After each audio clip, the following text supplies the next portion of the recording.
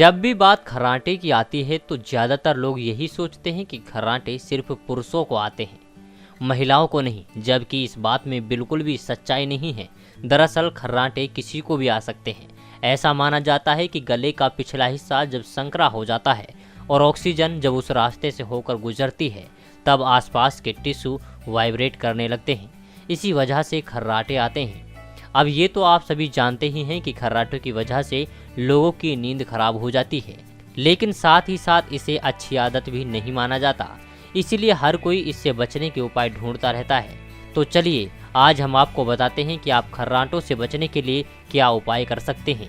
सबसे पहले तो आपको बता दें कि अगर आपको एक ही करवट पर सोने की आदत है तो अपनी इस आदत को आज ही बदल डालिए, क्योंकि एक ही करवट से सोने पर खर्राटों की समस्या बढ़ जाती है।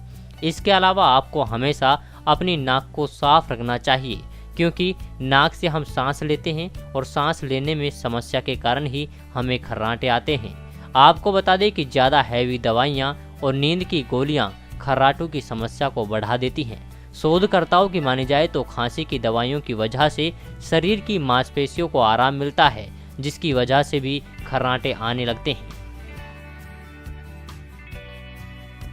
A Cure and Health Desk report. Subscribe and press the bell icon for latest updates.